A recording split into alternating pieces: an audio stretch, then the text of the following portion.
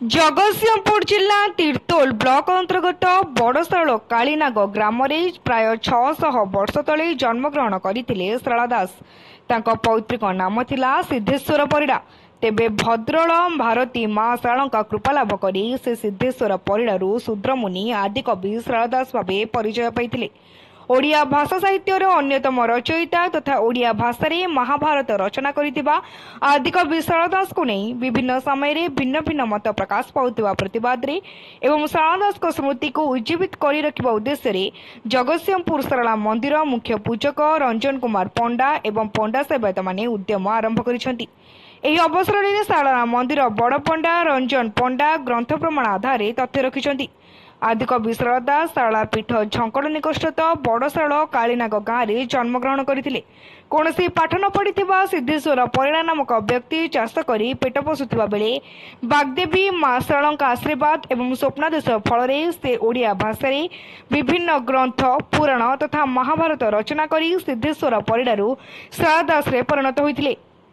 ପରେ ତାଙ୍କୁ ଆଦିକବିର ମାନ୍ୟତା ମିଳିଥିଲା। ତେବେ ଯେଉଁ ଶାରଳା ଦାସ 1600 ଖ୍ରୀଷ୍ଟାବ୍ଦରେ ମା ଶାରଳାଙ୍କ ପ୍ରାଚୀନ ପିଣ୍ଡ ଲଣ୍ଡା ଦେଉଳଠାରେ ସାଧନା କରି ଜଣେ ମୂର୍ଖରୁ ମହାନ ବିଦ୍ୱାନରେ ପରିଣତ ହୋଇଥିଲେ, ସେହି ସ୍ଥାନରେ ଆଦିକବି ଶାରଳା ଦାସଙ୍କର ଏକ ସ୍ମୃତିସ୍ତମ୍ଭ ସହିତ ଏକ ସଂଗ୍ରହାଳୟ ପ୍ରତିଷ୍ଠା ପାଇଁ ଦାବି କରିଛନ୍ତି ମା ଶାରଳାଙ୍କ ଠାକୁରାଣୀ ମୁଖ୍ୟ ପୂଜକ ରଞ୍ଜନ କୁମାର ପଣ୍ଡା ଓ ପଣ୍ଡା ସେବାୟତ। ହରେକୃଷ୍ଣ ମହାତା, ପ୍ରଫେସର ବଂଶୀଧର ମହାନ୍ତି, ଐତିହାସିକ କୃଷ୍ଣଚନ୍ଦ୍ର ପାଣିଗ୍ରାହୀଙ୍କ ଠାରୁ ଆରମ୍ଭ କରି ସୁରେନ୍ଦ୍ର ମହାନ୍ତି ପ୍ରମୁଖ ବହୁ ଗବେଷକ ଶାରଳା ଦାସଙ୍କ ଜନ୍ମସ୍ଥାନ ବଡ଼ଶାଳ କାଳୀନାଗ ଗ୍ରାମ ବୋଲି ପ୍ରମାଣିତ ତଥ୍ୟ ପ୍ରଦାନ କରିଥିଲେ ମଧ୍ୟ ବିଗତ କିଛି ବର୍ଷ ଧରି ଶାରଳା ଦାସଙ୍କ ଜନ୍ମସ୍ଥାନକୁ ନେଇ ବିବାଦ ବଢ଼ି ଚାଲିଛି। ଏହି ସାର୍ବଜନୀନ ସତ୍ୟକୁ ଉପେକ୍ଷା କରି କେତେକ ବ୍ୟକ୍ତି ସଂସ୍କୃତିକୁ ବିକୃତି କରିବା ପାଇଁ ଉଦ୍ୟମ କରୁଛନ୍ତି, ଯାହାକି ନିନ୍ଦନୀୟ ବୋଲି ମା ଶାରଳାଙ୍କ ବଡ଼ ପଣ୍ଡା ଓ ସେବାୟତମାନେ କହିଛନ୍ତି। ଏହା ସହିତ ଶାରଳା ଦାସଙ୍କ ସ୍ମୃତି ରକ୍ଷା କରିବା ପାଇଁ ତାଙ୍କର ଜନ୍ମସ୍ଥାନରେ ଏକ ସ୍ମୃତିସ୍ତମ୍ଭ ଏବଂ ଏକ ମ୍ୟୁଜିୟମ ପ୍ରତିଷ୍ଠା କରିବାକୁ ରାଜ୍ୟ ସରକାରଙ୍କୁ ତଥା ଜିଲ୍ଲା ପ୍ରଶାସନକୁ ବୁଦ୍ଧିଜୀବୀ ମହଲରେ ଦାବି ହୋଇଛି। ବଡ଼ପଣ୍ଡାଙ୍କ ସହିତ ମା ଶାରଳାଙ୍କ ମହିମା ପ୍ରଚାରକ ରମାକାନ୍ତ ରାଉଳ ଓ ବୁଦ୍ଧିଜୀବୀ ଭଗବାନ ଦାସଙ୍କ ସହିତ ବହୁ ସେବାୟତମାନେ ଏଥିନିମନ୍ତେ ମୁଖ୍ୟମନ୍ତ୍ରୀ, ପ୍ରତ୍ନତତ୍ତ୍ୱ ବିଭାଗ, ଦେବୋତ୍ତର ବିଭାଗ ଏବଂ ଜିଲ୍ଲାପାଳଙ୍କ ଉଦ୍ଦେଶ୍ୟରେ ଚିଠି ଲେଖାଯିବା ସହିତ ଦାବି ଉପସ୍ଥାପନା କରିଥିବା ବେଳେ ଖୁବ୍ ଶୀଘ୍ର ଏହାକୁ ପ୍ରତିଷ୍ଠା କରିବାକୁ ଦାବି ହୋଇଛି। ସରକାରଙ୍କ ପାଖରେ ଦାବି କରିବାକୁ ଚାହୁଁଛି, ଯେଉଁ ମାଟି ଯେଉଁ ଭୂମି ପ୍ରଥମେ ଶାରଳା ଦାସଙ୍କ ଦ୍ୱାରା ଶାରଳା ଠାକୁରାଣୀଙ୍କ ପ୍ରେରଣାରେ ଶାରଳା ଦାସ ସୃଷ୍ଟି ହେଲେ, ଓଡ଼ିଆ ଭାଷା ଓଡ଼ିଆ ସାହିତ୍ୟ ସୃଷ୍ଟି ହେଲା, ଯାହାଫଳରେ ଓଡ଼ିଶା ଜାତି ସୃଷ୍ଟି ହେଲା, ଓଡ଼ିଶା ରାଷ୍ଟ୍ର ସୃଷ୍ଟି ହେଲା, ସେଇ ନିର୍ଦ୍ଦିଷ୍ଟ ଭୂମିଟି ଆଜି ପର୍ଯ୍ୟନ୍ତ ଅବହେଳିତ, କୌଣସି ସରକାର ଧ୍ୟାନ ଦେଇନାହାନ୍ତି। ମୁଁ ମୋ ଭାଇମାନଙ୍କ ଜଗତସିଂହପୁରର ସମସ୍ତ ଜନସାଧାରଣଙ୍କୁ ନିବେଦନ କରୁଛି, ସେଇ ସ୍ୱର ଉତ୍ତୋଳନ କରନ୍ତୁ ଯେ ସେହି ସ୍ଥାନଟିକୁ ଚିହ୍ନଟ କରାଯାଉ ଏବଂ ସେହି ସ୍ଥାନର କିଛି ସ୍ମୃତି ପ୍ରତିଷ୍ଠା ହେଉ ଏବଂ ଏକ ମ୍ୟୁଜିୟମ ପ୍ରତିଷ୍ଠା ହେଉ, ଯେଉଁଠାରେ ଶାରଳା ଠାକୁରାଣୀ ଡାକୁଛନ୍ତି, ଶାରଳା ଦାସ ଲେଖୁଛନ୍ତି, ଶାରଳା ଦାସ କୃଷି କ୍ଷେତ୍ରରେ କାମ କରୁଛନ୍ତି, ଶାରଳା ଦାସ ଗଣେଶଙ୍କୁ ବନ୍ଦନା କରୁଛନ୍ତି, ନୀଳକଳ୍ପ ବଟାମୂଳେ ବସି ମହାଭାରତ ଲେଖୁଛନ୍ତି। ସେଇ କଥା ପାଇଁ ସେଇ ଭୂମି ସେଇ ଗ୍ରାମକୁ ଏକ ଐତିହ୍ୟ ଗ୍ରାମର ମାନ୍ୟତା ପ୍ରଦାନ କରନ୍ତୁ ଏବଂ ସେଇ ଜାଗାରୁ ହିଁ ତାଙ୍କର ଐତିହ୍ୟ ଗ୍ରାମର ଉନ୍ନତିକରଣ ଆରମ୍ଭ ହଉ। ଶୁଣନ୍ତୁ, 1954 ମସିହା ବେଳକୁ ବିଦ୍ୱାନ ଗୋପୀନାଥ ମହାନ୍ତି ଏ କଥା ପ୍ରଥମେ ଉଠେଇଥିଲେ। 1954 ଆଉ 2025 ଭିତରେ ବହୁ ପାର୍ଥକ୍ୟ। ଅନେକ ତାଳପତ୍ର ପୋଥି ସେତେବେଳକୁ ଉଦ୍ଧାର ହେଇପାରିନଥିଲା ବା ଶୁଦ୍ଧ ସଂସ୍କରଣ ହେଇପାରିନଥିଲା।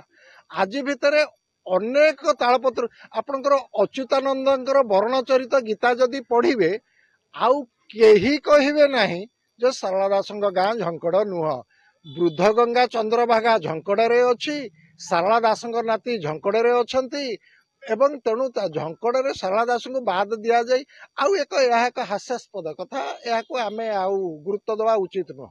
ଓଡ଼ିଆ ଅସ୍ମିତା ଉପରେ ଧ୍ୟାନ ଦେଇଥିବା ସରକାରଙ୍କୁ ନିବେଦନ, ଯଦି ସେ ବରପୁତ୍ରମାନଙ୍କ ଗ୍ରାମକୁ ସତରେ ମାନ୍ୟତା ଦେବାକୁ ଚାହୁଁଛନ୍ତି ଆନ୍ତରିକତାର ସହିତ, ତାହେଲେ ପ୍ରଥମେ ତାର ଶୁଭଟା ଶାରଳା ଠାକୁରାଣୀଙ୍କ ଗ୍ରାମ ଶାରଳ ଗ୍ରାମ ଶାରଳା ଦାସଙ୍କ ଠାରୁ ଆରମ୍ଭ କରନ୍ତୁ। ଶାରଳା ଦାସଙ୍କର ଜନ୍ମପୀଠ ଏଇ ଝଙ୍କଡ଼ର ଶାରଳ ଗ୍ରାମ, ଏକଥା ଆମେ କହୁନାହୁଁ। ଓଡ଼ିଶାର ଇତିହାସ जो माने लिखिछन्ति डॉक्टर हरकृष्ण महताब, प्रोफेसर बंशीधर महांती, कृष्णचंद्र पाणिग्राही ठार आरंभ कर सुरेंद्र महांती समस्ते जे गोटे कथा को उपस्थापन करिसेंते एवं दृढ़तार सहित ताको प्रमाणित करिसेंति। सारला दासंकर जन्मस्थान बड़ सारल ग्रामर कालीनाग नामक एक कृषक पल्ली रे एवं सारला दासंकर सिद्धस्थल होची जो नीलकल्पवट से यही लंडा देउल निकट 1999 मसीह से बरगछटी उपुड़ी पड़े आज भी किसी तार स्मृति रही एवं सारला ठाकुराणीकर बरपुत्र सारला दासंक जो महाभारत ताको ओडिशा साहित्य एकाडेमी बा संस्कृत विभाग तरफ आर्तवल्लभ महांती शुद्ध संस्करण छपा जाइतिला तार पुनर्संस्करण आ प्रकाश पाऊ नहीं।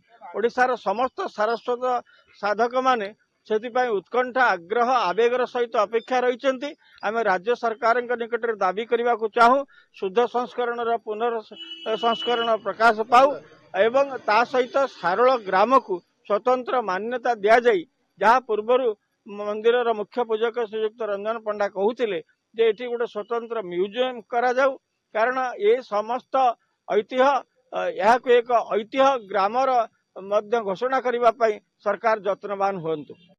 रीता साहू रिपोर्ट तीर्थक्षेत्र लाइव।